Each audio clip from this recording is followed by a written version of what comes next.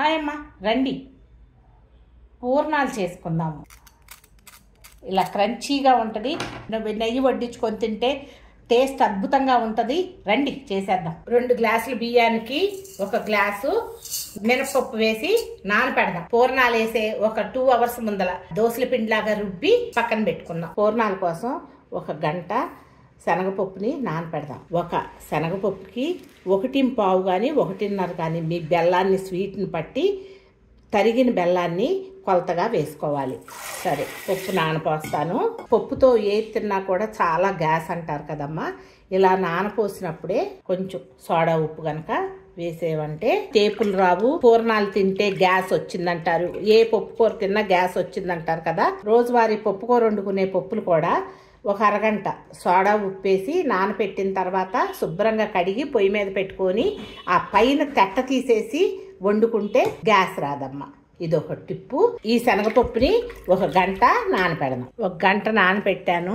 అలాగే ఇదిగోండి ఇలా నాన్ని పొయ్యి మీద పెట్టి ఉడకబెట్టేసేద్దాం. మూత తీసే పెట్టండి. పైన నొరగొచ్చిన తర్వాత తీసి సిమ్ మీద పెట్టి మూత పెడదాం. ఇలా పొంగొచ్చింది కదా, ఇప్పుడు దీన్ని తీసేద్దాం. ఈ తెట్టను మొత్తం తీసేయండి.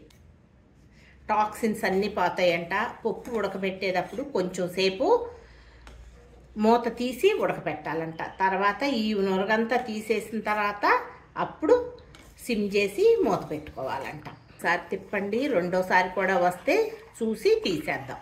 రెండోసారి ఏమీ ఎక్కువ రావట్లేదు. చూడండి, సిమ్ మీద పెట్టి ఉంచాను. చూడండి ఎట్లా ఉడికిపోయిందో. 1 గంట నానబెడితే చాలు, ఉడికిపోయింది. ఈ నీరంతా ఉంచేద్దాం. ఏదైనా మీరు ఒకటి తీసుకోండి. 1.25 బెల్లం. ఇప్పుడు పాకం పట్టేస్తా. కొంచెం పాకం రానిచ్చిన తర్వాత శనగపప్పులో వేసుకుంటే ఈజీగా అయిపోతుంది. కమ్మదనం కోసం కొంచెం నెయ్యి వేసి కోర్సులో పెట్టి మిక్సీ వేసాను. ఈ కొబ్బరి వేసి కమ్మటి వాసన వచ్చే వరకు వేయించుదాం. చూడండి పాకం ఇట్టా వచ్చింది కదా. ఈ పాకాన్ని తీసి నీరు వంచేసాం. అసలు ఏమీ నీరు లేదు. కనిపిస్తుందా? వంచినా కూడా పక్కకు కూడా ఏమి రావట్లేదు. హై మీద పెడుతున్నాను. ఉడికిన శనగపప్పులో పాకాన్ని పోసేస్తున్నా. ఒకసారి తిప్పేస్తా. కొంతమంది మిక్సీలో వేసుకుంటారు, కొంతమంది రోట్లో వేసి రుబ్బుతారు. అట్లా ఏం అవసరంలా. హై మీదే పెట్టండి. ఈ టైంలో దగ్గర ఉండండి, అడుగు అంటుంది. అందుకని వేయించిన కొబ్బరిని వేసేద్దాం. నూరి పెట్టుకున్న యాలక్కాయ పౌడర్ను కూడా వేసేద్దాం. ఒకసారి తిప్పుదాం. ఉండలాగా వచ్చేస్తుందమ్మా. అందుకని హై మీదే పెట్టి ఉంచండి, దగ్గరే ఉండండి. చూడండి దగ్గరికి వచ్చేసింది. అట్లా పాకం పట్టి 5 నిమిషాలే. ఇంకా ఇంతేనమ్మా. ఇక్కడ స్టవ్ ఆఫ్ చేసుకోండి. ఇంకా ఉండకొచ్చేస్తుంది ఆరితే. ఇట్లా పప్పులుగా ఉంటుంది, కొంచెం మెత్తగా ఉంటుంది. ఆ టేస్ట్ చాలా బాగుంటుంది. అంటే ఎంజాయ్ చేస్తాం. మొత్తం అంతా మెత్తగా శుద్ధలాగా కాకుండా ఇట్లా పప్పులు తగులుతా బాగుంటుంది. ఎన్ని తిన్నా కూడా మీకు గ్యాస్ రాదు. ఎందుకనంటే మొదట్లో మనం సోడా ఉప్పేసి నానపెట్టాం కదమ్మా శనగపప్పుని. అందుకని గ్యాస్ కూడా రాదు. ఇలా చేయండి, ఆరోగ్యం బాగుంటుంది. తిన్నా కూడా ఏదన్నా మనం తిన్నా కూడా ఇటువంటి చిన్న చిన్న టిప్స్ కనుక చేసుకున్నామని అంటే ఇబ్బంది లేకుండా ఉంటాం. స్టవ్ ఆఫ్ చేసేస్తున్నాను. ఇంకిప్పుడు అయిపోయింది. తర్వాత పూర్ణాలు వేద్దాం. పప్పు అయిపోయింది కదా. ఒక్కసారి ఇలా పిసుకుదాం. ఎంత ఉండ కావాలో అంత ఉండ చేసేసుకోండి. సింపుల్ అమ్మా, ఈజీగా అయిపోద్ది. పూర్ణాలంటే ఓ పెద్ద పని అనుకుంటారు. అంతే, ఇలా పూర్ణం చేసేసుకోండి. మొత్తం అన్నీ ఇలా చేద్దాం. మొత్తం పిండంతా ఇంతంత బాల్స్ లాగా చేసుకున్నాం. పక్కన పెట్టుకుందాం. 1 పప్పుకి 2 బియ్యం ఇలా మెత్తగా రుబ్బి కొంచెం ఉప్పు కలిపి పక్కన పెట్టాను. 1 గంటన్నర అయింది రుబ్బి కూడా. ఒకసారి ఇలా అనుకుందాం. ఇలా ఉండాలి. ఇలా పొయ్యి మీద బాండీలో నూనె వేసి పెడతాను. ఇక పూర్ణాలు వేద్దాం. 2 వేలతో పట్టుకొని వేసేయండి.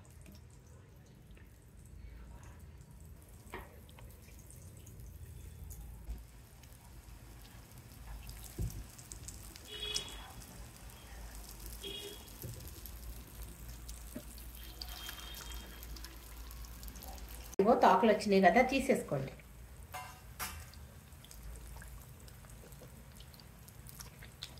ఇంకొంచెం వేగనిద్దాం.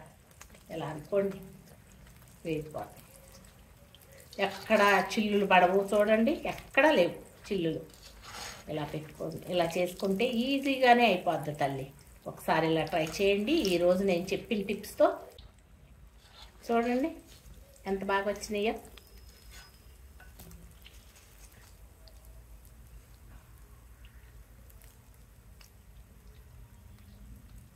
ఎంత బాగా వచ్చినాయో కదా.